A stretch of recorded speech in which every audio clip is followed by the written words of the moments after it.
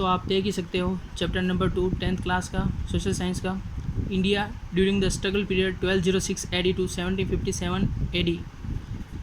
तो 1206 से पहले जो इंडिया में इन्वेडर्स आए थे उनके बारे में आज हम स्टडी करेंगे। India was continuously attacked by foreign invaders, यानी इंडिया में फॉरेन इन्वेडर्स का कंटिन्यू अटैक्स हो रहे थे। The Indians bravely opposed and struggled against these invasions. Indians defeated the initial Arabian and Muslim invaders and ousted them out of the country। यानी कि starting के time में जब जो भी फॉरेन इन्वेडर्स ने इंडिया में अटैक किया तो इंडियंस ने जो है उनको अपोज करके ब्रेवली अपोज किया, उनको स्ट्रगल के साथ में उनको जो है इंडिया से आउट कर दिया, बाहर निकाल दिया, उनको डिफीट कर दिया। During the time of Amir Khalifa in 36 AD the first naval invention of the Arabian took place at the Thane. यानी कि अमर खलीफा के टाइम में 636 AD में फर्स्ट नेवल इन्वेजन, यानी कि जो समुद्र के रास्ते से जो हमला हुआ था, इन्वेजन मतलब हमला, वो हुआ था थाने में। ठीक है, it is mentioned in the book named Futuh al Buldan. ये जितना जो भी हुआ था अटैक, ये फुतू अल बुल्दान नामक बुक में मेंशन कर रखा है। This invention of the Arabians was unsuccessful. और ये जो फर्स्ट नेवल इन्वेंशन अरेबियंस ने किया था 636 AD में, वो जो है अनसक्सेसफुल रहा था। After this the Arabians invaded बड़वास, Bharuch and Deval port of Sindh. These inventions too were unsuccessful. इसके बाद में अरेबियंस ने बड़वास यानी कि आज का जो भरूच है गुजरात में, वहाँ पर, और देवलपोर्ट ऑफ सिंध जो कि पाकिस्तान में जा चुका है, तो वहाँ पर देवलपोर्ट, ये दोनों जगह पर जो है उन्होंने इन्वेजन किए यानी अटैक किए थे, और वहाँ पर जो वो अनसक्सेसफुल रहे थे। फर्स्ट अटैक किया था उन्होंने अमर खलीफा ने 636 में, फर्स्ट नेवल इन्वेजन, और वहाँ पर वो क्या रहे थे, अनसक्सेसफुल। और ये कौन सी बुक में मेंशन कर रखा है, फुतू अल बुल्दान में। तो आफ्टर दिस, इसके बाद में उन्होंने अटैक किया था बड़वास, भरूच, देवलपोर्ट सिंध में, और दोनों जगह पर वो क्या रहे थे, अनसक्सेसफुल रहे थे। और ये जो बैटल हुआ था बड़वास और देवलपोर्ट का सिंध में, वो मेंशन कर रखा है चेचनामा बुक में। ओके, इस अटैक में अरेबियन कमांडर जो था मुधायरा वॉज डिफीटेड एंड किल्ड। मुधायरा जो है अरेबियन कमांडर, वो हार गया, डिफीटेड हो गया और मारा गया। 712 AD a battle took place between Muhammad bin Qasim and Dahir, the king of Sindh. Baba Dhuri has written that it was a fierce battle। यानी कि 712 AD में जो है एक बैटल हुआ था मोहम्मद बिन कासिम एंड दाहिर के बीच। दाहिर जो था वो था सिंध का किंग ऑफ सिंध। ठीक है, और ये जो है बाबा धूरी ने ऐसा लिखा है, बाबा धूरी ने, ये it was a very fierce battle, ये बहुत ही फियर्स बैटल था। और इसका भी जो है, इस जो बैटल हुआ था इसका चेचनामा बुक में मेंशन कर रखा है। द काफिर का मतलब होता है नॉन मुस्लिम, यानी हिंदू या जो भी अदर जो कास्ट है, वो रिलीजन है, वो surrounded the Arabians from all the four sides, and the Islamic army got confused and was desired by the brave and rigid way of fight of the defenders। यानी कि जो है, जो काफिर जो थे नॉन मुस्लिम्स, उन्होंने मोहम्मद बिन कासिम और उसकी सेना को चारों तरफ से घेर लिया था, और मोहम्मद बिन कासिम की सेना जो है वो कंफ्यूज हो गई थी। In between all this, coincidentally an arrow struck Dahir's chest, who was riding an elephant, and the king died। और coincidentally जो एक एरो जो था वो दाहिर की चेस्ट में आके लग गया, जो कि एलिफेंट पर बैठा हुआ था। Even after these warriors like Rajkumar, Jesia and empress Rani by stood firmly to protect fort। इसके बावजूद भी जो राजकुमार जो थे, राजकुमार जेसिया और वहाँ महारानी रानी बाई, उन्होंने जो है फोर्ट था उसको प्रोटेक्ट किया। अब हम बात करेंगे मोहम्मद गजनवी की। Mohammad Ghaznavi had to fight fiercely against the royal rulers of Kashmir, Jaipal and Anandpal. तो मोहम्मद गजनवी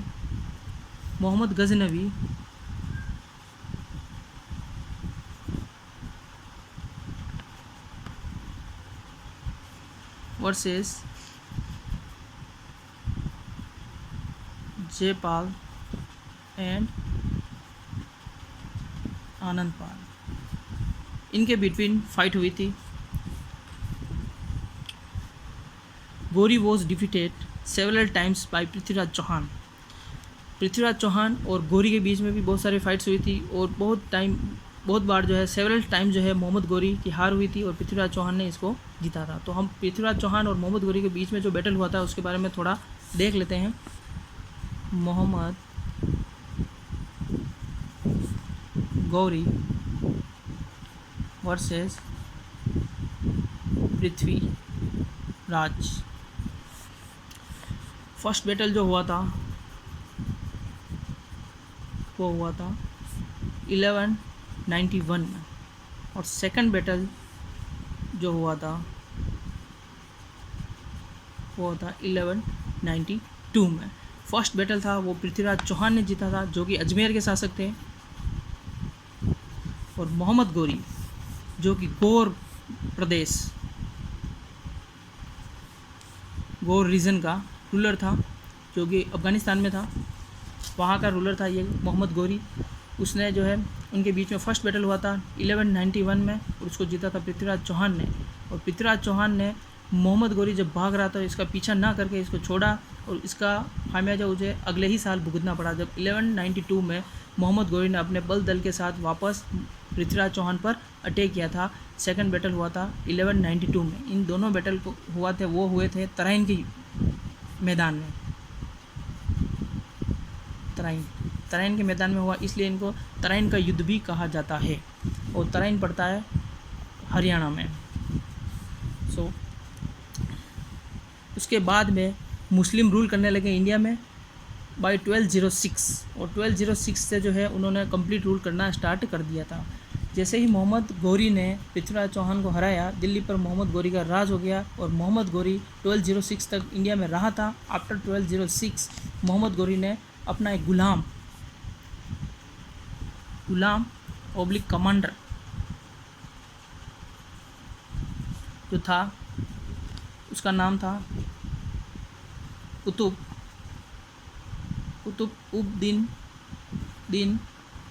ऐबक, उसको जो है दिल्ली का रूलर बना दिया गया था। इसको कहाँ का रूलर बना दिया गया?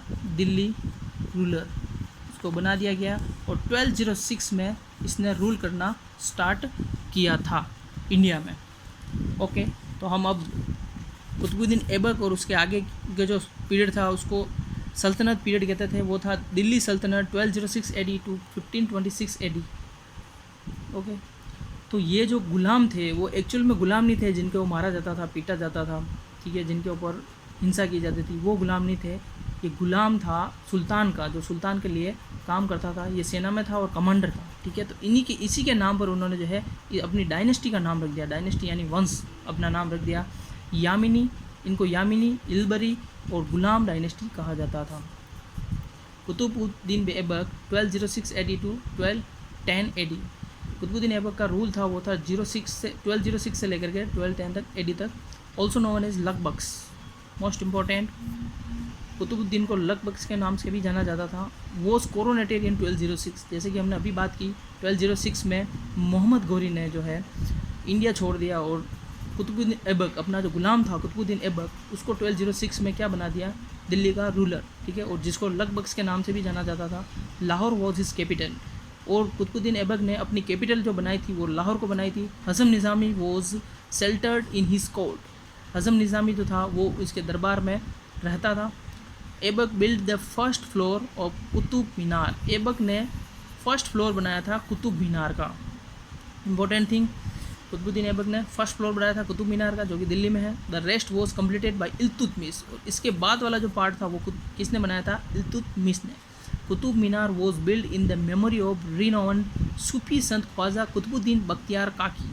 यानी कि कुतुब मीनार जो है किसकी याद में बनाई गई थी? इन the memory of renowned Sufi संत ख्वाजा कुतुबुद्दीन बख्तियार काकी। इनकी याद में जो है वो मीनार बनाई गई थी, जो कि मोइनुद्दीन चिश्ती के शिष्य थे। This has been mentioned in the contemporary Islamic literature. और ये जो इस्लामिक जो लिटरेचर है, साहित्य है, उसमें भी लिखा गया है, मेंशन कर रखा है। Aibak died in 1210 AD after falling down from a horse while playing chaugan polo खेलते हुए 1206 में ऐबक की जो है क्या हो गई थी? डेथ हो गई थी, जब वो हॉर्स से गिर पड़े थे। अब हम बात करेंगे नेक्स्ट जो रूलर था वो था Iltutmish 1210 AD to 1236 AD। He was the son in law and successor of Aibak. Successor का मतलब होता है वो उसका नेक्स्ट जो रूलर था वो ऐबक का कौन होने वाला था, सन इन लॉ, उनका दामाद वो था Iltutmish. He can be held as the real organizer of Muslim empire, और इसी को जो है मुस्लिम एम्पायर का रियल ऑर्गेनाइजर माना जाता है। Iltutmish conquered Ranthambore in 1226 AD। Iltutmish ने जो है रणथंबोर पर कब्जा किया था 1226 AD, कॉन्कर्ड किया था उसको, रणथंबोर को यानी कब्जा किया था 1226 AD में। इन 1223 AD the sultan invaded Malwa and occupied the fort of भिला। 1226 में तो उन्होंने रणथंबोर को अटैक किया, बट उससे पहले 1223 में जो है सुल्तान ने मालवा का जो भिला फोर्ट था उसको भी अपने कब्जे में लिया था, उसको भी ऑक्यूपाइड कर लिया था। He had also occupied Gwalior and Jalore और ग्वालियर को भी उन्होंने ऑक्यूपाइड किया था। किसने, इल्तुतमिश ने। By not providing an assistant to Khwarizm Shah son Mangburni, Iltutmish avoided enmity with the Mongol Genghis Khan. Mongol Genghis Khan उस टाइम का जो है बड़ा ही फेमस अटैकर था, इन्वेडर कह सकते हैं उसको, इन्वेडर था। और उसके जो साथ में जो है ख्वारिज़्म शाह जो था मंगबर्नी का सन था और इल्तुतमिश की शरण में आना चाहता था, लेकिन उसको कोई भी असिस्टेंट प्रोवाइड नहीं किया इल्तुतमिश ने, और मंगोलों के साथ जो उनके जो युद्ध होने की संभावना थी उसको टाला था। यानी कि ये बहुत ही वाइज पर्सन था इल्तुतमिश। रजिया सुल्तान, अब बात करेंगे हम रजिया सुल्तान की, जो कि एकमात्र मुस्लिम महिला रूलर थी। Razia Sultan 1236 AD to 1240 AD। After the assassination of Ruknuddin Firoz Shah, Iltutmish daughter Razia become the Sultan.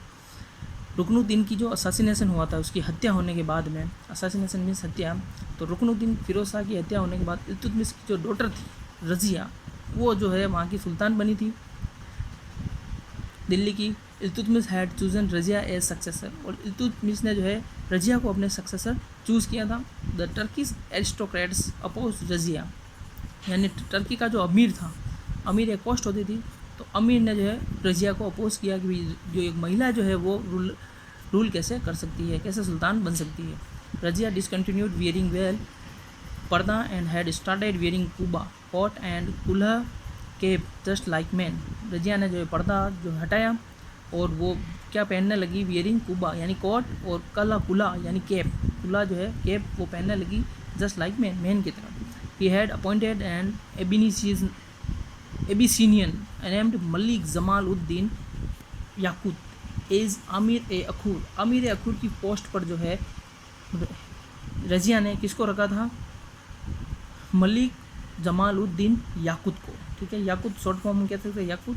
Superintendent of the royal stable, यानी कि जो उसके रॉयल स्टबल यानी जो शाही घोड़े का जो जहाँ घोड़ों को बांधा जाता है, स्टबल जिसको कहते हैं, वहाँ का जो है उसको सुपरिटेंडेंट बनाया था। Due to this the Turkish aristocrats got annoyed, इसकी वजह से जो टर्किश एरिस्टोक्रेट यानी टर्की का जो अमीर था वो बहुत ही नाराज हो गया, एनॉयड हो गया। During the campaign of quelling the revolt by the ruler of Sirhind Yaqut both assassinated, इस दौरान कैंपेन करते हुए quelling the revolt by the ruler of Sirhind Yaqut, Sirhind के जो रूलर थे उन्होंने उनके ऊपर अटैक किया और याकूत को जो है मार डाला गया, असासिनेट कर दिया गया। लेटर रजिया मैरिड अल्तुनिया, इसके बाद रजिया ने अल्तुनिया से शादी की, but they both were assassinated after the death of Razia. Sultan Balban जो है वो किंग बने थे। 1265 AD टू 1286 AD तक उन्होंने रूल किया था। उलुग खान जो कि बलबन का एक और नाम था, belong to the famous band of 40 Chahalgani group of Turkish slave of Iltutmish. Iltutmish के जो स्लेव थे, गुलाम थे, टर्किश गुलाम, उनके बैंड जो 40 जो बैंड था उनका 40 पीपल का, जिसको चहलगनी के नाम से भी ज़्यादा था, उसमें जो है उससे बिलोंग करते थे, ये चहलगनी से बिलोंग करते थे बलबन। ये ascended the throne in 1265 AD। 1265 में वो यहाँ के रूलर बने। ये रिस्ट्रक्चर मिलिट्री डिपार्टमेंट नेम्ड दीवान ए अरीज़, उन्होंने मिलिट्री डिपार्टमेंट को रिस्ट्रक्चर किया और उसका नाम रख दिया दीवान ए अरीज़। तो दीवान ए अरीज़ किससे रिलेट है, मिलिट्री डिपार्टमेंट से। टू कन्फ्रंट द मंगोलियन जो थे उनसे बचने के लिए उनका जो है बचाव करने के लिए उन्होंने दीवान हरीज यानी मिलिट्री डिपार्टमेंट जो था उसको रीस्ट्रक्चर्ड किया था। He started the practice of सजदा एंड पेबोग। उन्होंने जो है सजदा और पेबोज की जो है वो प्रथा स्टार्ट की थी।